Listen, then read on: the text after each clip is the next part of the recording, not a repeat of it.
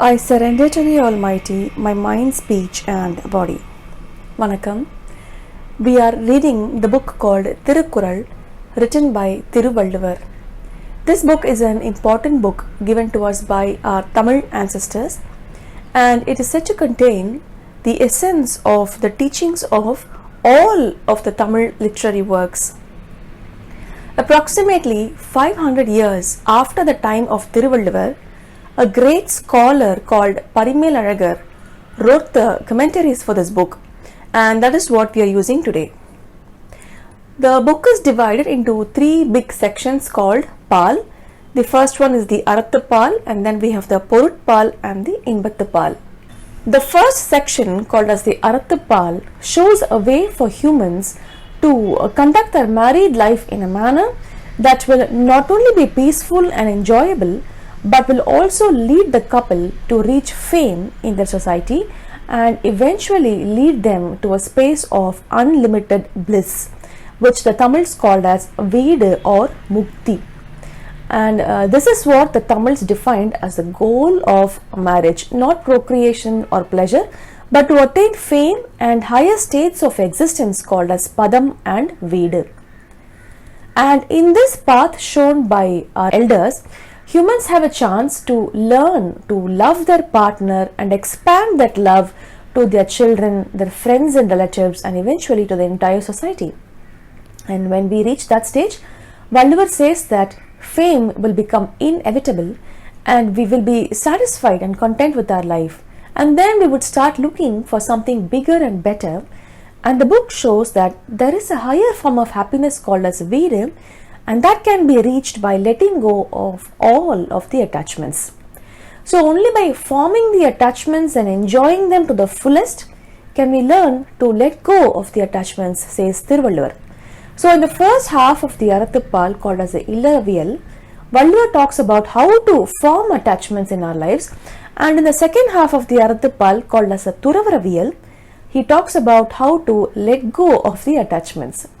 And in order to live a good married life, we need money, and this can be achieved only by good administration. So the next big section of the book talks about the management principles of Tamils. This section is primarily meant to guide kings in their administration of their empires, but in today's world, these concepts are easily applicable for any business administration. The third and the last big section, called as the Inbathu Paal, talks about the principles of pleasure. So where are we standing now? We finished the introduction to the book as written by Parimel and we enter the Arathu Paal. The first yal in Arathu Paal is called as Payira and the first chapter in Payira is called as Kadavul Vaazhthu. That is where we are standing right now. It can be translated as in praise of God. So in this chapter, Valluvar is telling us what is God and what are the various ways to reach God. The first Kural explained that God is fundamental to creation, just as how the sound aaya is fundamental to the creation of all languages. And we saw why and how. So now we are in the second Kural. The Kural goes like this: Katrathanaal, aaya, payanenkol, vaalarivan, natraal, thozhaaar, enin. This Kural talks about the goal of education. And in the last video, we saw how the Tamils defined the goal of education. The Kural says that education is one of the ways to attain God. How? A clear 5-step approach was defined to reach this goal. The first step is education. In the second step, our education should give us knowledge. And third, the knowledge should lead us to discipline. Fourth, discipline should lead us to love. And in the fifth step, the love should lead us to something called as arul, which is nothing but loving all forms of creation around us. And this would lead one to a space of bliss or complete knowledge, also called as Veedu or Mukti. Since we covered these concepts in detail in the last video, I am only giving an overview. Today I want to give you some more important information in this Kural. In the last video, I mentioned about Swami Vivekananda and his guru Paramahamsar. Swami Vivekananda was a well-known Hindu teacher and philosopher. He was a highly educated person, but his guru Ramakrishna Paramahamsar was not very educated by formal standards. but he possessed a lot of knowledge. How is this possible? Our ancestors are telling us that this is possible because our life is connected across several births. So they say that it is possible that Paramahamsa was an educated person in some previous birth, and that is why in this birth he is so full of knowledge. There is no need for him to come now to this birth and once again get educated and get a certificate and all that. Also note that if there is someone who is not so educated but is very knowledgeable, then he or she tends to earn more respect than an educated person in the society. So as you move forward in this path, then you will gain more respect than the previous stages. For instance, if someone is very well disciplined, then the society will respect such a person more than it would respect an educated person. And if someone is full of love for everyone, then that person will be respected more than the disciplined person or a knowledgeable person and an educated person. For example, when Jesus was crucified, he underwent suffering for the benefit of humans. Did he have great educational qualifications? But then the whole world respects him, right? Why? He gained respect because of his love for his people. He died for the love for his people. So in front of such powerful love, discipline, knowledge and education, they all take a back seat. So if someone is standing in any one step in the path, we should understand that such a person has completed the previous stages in the previous birth. I will tell you one very beautiful story for this. There is a literary work called as Thiruthondarthogai. It is a song composed by Sundara Moorthy Swamigal, and in this work the author bows down in respect to each of the 69 staunch devotees of God Shiva, and Kannappar is one of the 69 devotees. So when bowing down to Kannappar, the author says, Kalai Malinda Seer Nambi Kannapparku Adiyen. It means I bow down to the highly educated Kannappar. But Kannappar was an uneducated hunter. And because he was a hunter, he never knew the proper ways of worship of Shiva. He in fact offered the flesh of a wild pig to Lord Shiva. But he gave it with all his love, and therefore Shiva accepted it and gave him mukti. If Kannappar is an uneducated person, why did the composer Sundara address him as a highly educated Kannappar? That adjective doesn't match his education level at all. Was it a mistake then? No, Sundara is making an important point here. To understand that, I am going to tell you the story of Kannappar. It's a very beautiful story and one that moves me every time I tell it. And it's a story that I narrate to all the kids in my family. There's even a small video of the story on YouTube and I just love that. The life story of Kannappar can be found in Periyapuranam, composed by Sekkilar. Sekkilar was a poet and the chief minister in the court of a Chola king. In order to guide the king in the right path, Sekkilar undertook the task of writing a book called Periyapuranam. This book, the Periyapuranam, or sometimes also called as a Thiruthondarthogai, is a Tamil poetic collection depicting the life stories of the 63 Nayanmars. And now we are going to see the life of Kannappar today. In a small town called Uduppur in India, there lived a clan of hunters. Nagan was the chief among them. Nagan's wife was called as Dattai, and with the blessings of Lord Muruga, they gave birth to a baby boy and they named him Tinnan. Tinnan grew up to be a skilled hunter, and one day Tinnan went hunting with his close friends. They hunted many small animals and they soon became tired. So they decided to take a break and cook and eat the animals that they hunted. Tinnan asked his friends where he can get some water. And one of the friends said that beyond the grove of teak trees, a river called Ponmugiri flows, and there they could get some good water to drink. So they all decided to go there.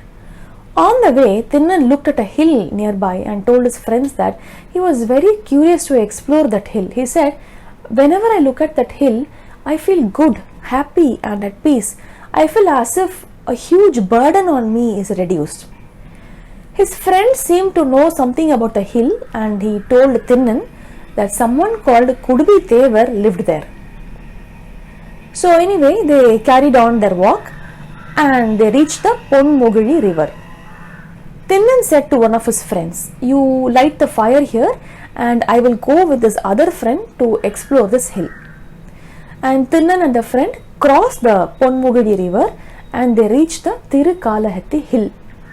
And while climbing the hill, Tinnan felt the same feeling of peace and happiness inside him. When they reached the top of the hill, Tinnan saw a beautiful Shivalingam made of stone. Now this stone Shivalingam had a face carved on it. It is called as a Mugalingam. And as soon as Tinnan saw the lingam, that's it. He was completely mesmerized and awestruck. It was love at first sight. See, Tinnan being a hunter, he didn't know any religion. He didn't know of any Thirukkural, nothing. He was just a hunter, that's all. Only on that day, he is even seeing something called as a Shivalingam for the very first time. He didn't know that this was something that people worshipped by offering flowers and fruits and prayers and all that. But his first thoughts on seeing the Shivalingam were, oh no, he is all alone on top of this hill. Who will give him food? Who will keep him safe? Kannappar is thinking that he has to feed and protect the Shivalingam. His friend told him, a while ago I had come here with your father. At that time there was a priest and that priest poured water on this lingam to clean it, and I think he kept flowers and offered food, and maybe that's what they do with the stone. Tinnan listened to it carefully. Such things were unheard of for him. He has never seen such Shiva Puja in his life ever before. So then Tinnan went down the hill and wondered what food to offer to the lingam. And then he hunted a big fat and juicy pig, because according to him that is the best food. And he took a nice fleshy portion of the meat and then he cooked it on fire, and he put the meat in the mouth to check if it was cooked well. He chewed it nicely to mash the meat and he spit it out in his hands to offer to his beloved Shivalingam. See, all that we are taught as proper ways of worship in Hindu religion, all of that is broken by Tinnan. First of all, he is offering meat, and that too pig's meat. At least was it clean? No, he chews and spits it to see if it was well cooked and easy to digest, and he wants to offer that to God. Then he needed some water to wash the lingam, isn't it? Like how his friend had told him. But he doesn't have a pot to bring the water, so he takes some water in his mouth like this and he brings the water to the top of the hill. And when he reached the top of the hill, he spits the water on the lingam. Then he brought some flowers by stuffing them in his matted hair, and he took them and offered it, and also placed the meat in front of the lingam, and he stood guard. So then he stayed there the whole day. The next day morning he went down to bring some more food. Now Thirukkural introduces one more character. He is a Brahmin priest by the name of Shivakocharya. Shivakocharya usually comes in the morning to worship this Shivalingam. So the next day, when Tinnan had gone down the hill to get more food, the priest Shivakocharya came for his regular worship. And he was shocked at the sight of the bones and the flesh and all that in front of God. For him, bringing meat near the God is an act of sacrilege. He was furious. He thought it should have been the act of those dreadful hunters. He was a devoted priest, so he cleaned the place carefully, and then he took a bath in the river, and as the unholy materials have entered the worship space, he washed the lingam by saying many prayers and continued performing his regular puja practice of flower worship, light worship and chanting, etc. And then he offered his simple vegetarian food of some rice and dal, and after prostrating many times, he returned back to his hut. After the priest left, Tinnan came to the scene, and he was horrified to see this new decoration for the lingam. What is this? Who kept all these flowers? And what is this useless, unhealthy food? How can anyone get any nutrition from this vegetarian food? So he threw it out, and he brought his usual best fleshy pig's meat and he offered it to God. So every day this happened. Shiva Kocharyar will come in the morning and he will keep the vegetarian food. Tinnan would throw it out and offer meat. So this happened every day, and by the priest Shiva Kocharyar became really tired of all this nonsense. He begged to Lord Shiva. He said, "What is this game? Who is dirtying this place like this?" He literally cried to his dear God and said, "Only you can fix this mess. Please fix this mess somehow."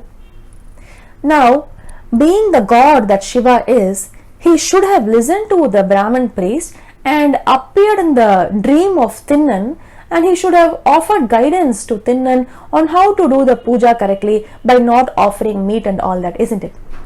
Because that's the right way to do puja. But no, God Shiva did not appear in the dream of Tinnan. He wanted to show Shiva Kocharyar the depth of devotion or bhakti of Tinnan. So instead, he appeared in the dream of Shiva Kocharyar and said, "Tomorrow one man will come after you have left. I want you to hide behind the tree and observe what he does." So it's very strange, isn't it? You can tell a kindergartner to observe the 10th grade child and learn how to study well and get good scores. Will you tell the 10th grade kid to learn from the kindergartner? But Shiva is doing that. Because whatever Tinnan is doing is out of pure love. All of it are an expression of love. Shiva Kocharyar came the next day and cleaned up the meat and all that, and he did his puja. That is his orikam or discipline. I cannot follow your discipline and you cannot follow my discipline. So he kept his offerings and then hid behind a tree and observed what happened. A tall, dark and a big man came, and Shiva Kocharyar thought, "Oh, this is the fellow who is dirtying this place every day." So this was Tinnan. He came and he did his daily rituals of spitting on the lingam and offering the meat and all that. And Tinnan sat in front of the Shiva Lingam with a satisfied smile and he said, "Come on, please eat." Then he saw something strange. From the right eye of the Shiva Lingam, some red liquid started oozing out. It was blood, and it started dripping from the eye of the Shiva Lingam. And Tinnan was shocked. His dear lingam was bleeding from the eye. He immediately hugged the lingam and kissed it several times, hoping that it would stop the bleeding. He wiped the blood away, but of no use. Being a hunter that he was very knowledgeable about the local herbs and the medicinal plants, and so he applied the medicinal leaves of the nearby plants on the eye, but nothing would stop the bleeding. The lingam just bled some more. Tinnan thought someone has hurt the lingam this way and that is why he is bleeding, and he searched around to see who did it. If only he had met Shiva Kocharyar that day, he would have finished him. But thankfully, God Shiva hid Shiva Kocharyar well. Then a thought occurred to him that maybe if he plucked out his own eye and offered it to the lingam, then the blood would stop. It made a lot of sense to him. And as soon as he thought that, he lost all his worry. He was very clear what had to be done and he was ready to do it. See, we go to so many temples and offer so many prayers. If the main idol starts bleeding, I don't know if any of us will think about plucking our eyes out and offering it to the god. We will probably want to change the statue. For us it is only a stone, but for Tinnan this was more than a stone. For him the stone itself was his god, his beloved Shiva. So he decided to give his own eyes. So Tinnan immediately took an arrow and he plucked his eye and placed it in the spot of the bleeding eye of the Shiva Lingam. And immediately the bleeding in the lingam stopped. Shiva Kocharyar, who was hiding behind the tree, was horrified to see this. He wanted to scream, but he was speechless. The real god Shiva could have stopped here, but no. To complicate matters further, now the other eye of the Shiva Lingam started oozing blood. But now Tinnan knew what had to be done, so he was ready to pluck out his other eye too. But then there was a problem. If he were to pluck out his other eye, then he would become blind and he wouldn't know exactly where to place the other eye on the Shiva Lingam. So what he did was he placed his left toe on the left eye of the Shivalingam to mark the spot of the bleeding, and then he took an arrow to pluck out his other eye. At that time, God Shiva had seen enough of the display of love and devotion and was greatly moved by his extreme love. And so Lord Shiva appeared before Tinnan and he stopped him from plucking his only eye and he restored both his eyes. It is said that God Shiva came and called him, "Wait Kannappa, wait Kannappa, wait Kannappa," and he embraced him in love. Tinnan merged into the Shivalingam along with Lord Shiva and he attained moksha or liberation at last. So that is the story of Tinnan. Tinnan is the 10th of the 63 Nayanmars or the Shiva devotees, and he is referred to as Kannappar or Kannappa Nayanar. In Tamil, the word Kan means eye. Because Tinnan gave his eyes to God Shiva, he is called as Kannappan. In Tamil we say Kannai Tanda Appan, or the devotee who offered his eyes to the god. And that is why he is referred to as Kannappan. I don't know if anyone can be that devoted to offer their own eyes to God. Maybe there are people like that. See, Tinnan did not have any great qualifications, nothing, no education, nothing. And that is probably why in 6 days he attained Vida or Mukti. Among the Shiva devotees, the most educated person was Thirunavukarasar. Navukarasar itself is a title. It means a person who is very educated and wise in his words. And he had to struggle to the age of 81 before attaining Mukti. In this world, among the Shiva devotees, the only person who attained Mukti or Moksha very quickly was Tinnan. Shiva gave Mukti on the 6th day of seeing the Lingam. A poet called Pattinathaar adigalar sings about Kannappar. Naalaril kannidanda appavalle nallan. He says, "I am not like Kannappan who offered his eyes and got Mukti in 6 days. What qualifications do I have to be called as your devotee?" Now, in this story, even without the character of Shiva Kocharyar, the story would have been complete, isn't it? Kannappan came, there was blood in the eyes, and Kannappan offered his eyes, and end of story. But Sekadar finds it necessary to introduce the priest to show us that love is the only criteria that is necessary to reach God. That's all. He tops all form of rituals, prayer, education and all that. Here, Kannappan has shown love to a stone. Lingam is made of stone, isn't it? See, when someone is loving towards us, then we automatically respond. We reciprocate, isn't it? Only then the love will grow. If I express my love to someone and the other person reciprocates, then I'm happy and I show more love and so on. Only someone who can reciprocate is capable of receiving the love. Some people will not allow themselves to receive the love and they won't be able to reciprocate also. And when dealing with such people, we can show our love maybe once, twice or thrice, but then most of us would give up, isn't it? In this universe, almost all forms of life seem to respond to love, even plants. But what about a stone? Have we ever seen a stone responding to love? Now, coming to the initial questions that I raised, Sundara in his poetry, he described Kannappar as an educated person. Kale malinda seer nambi Kannapparku adiyen. Why? Because Kannappan showed his extreme love towards a stone which doesn't reciprocate or respond to love.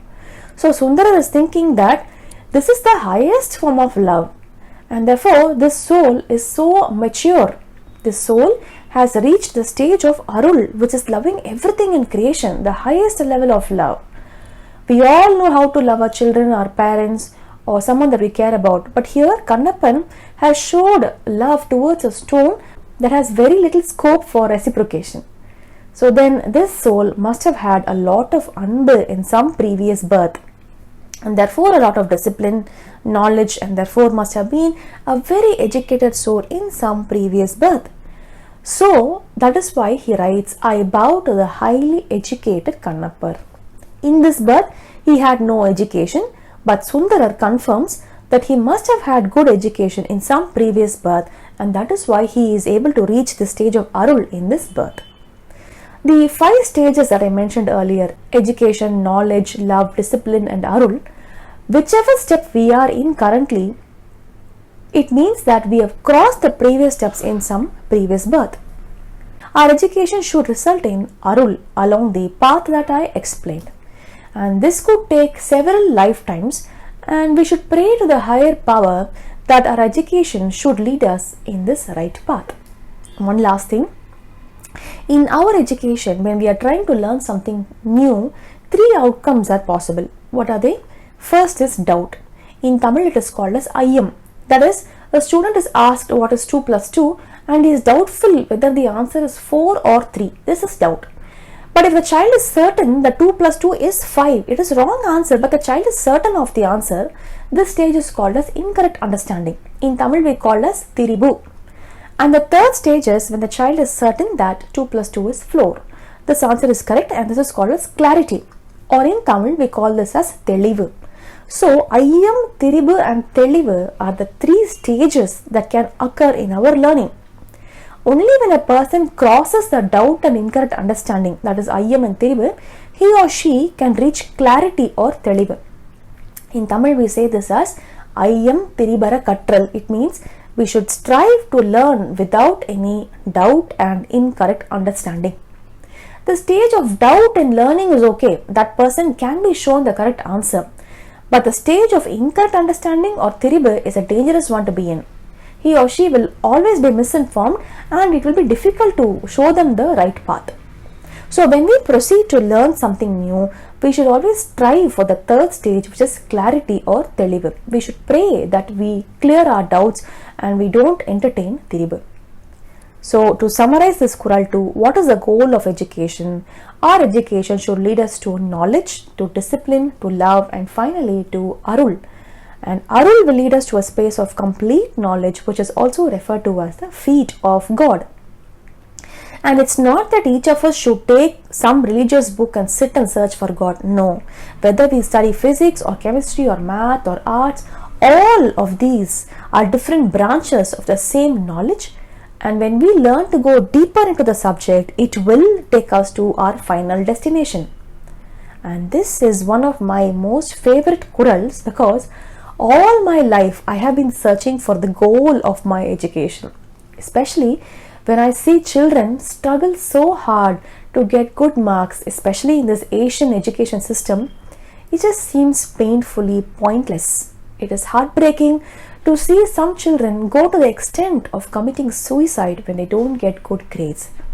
Clearly, our education system is failing.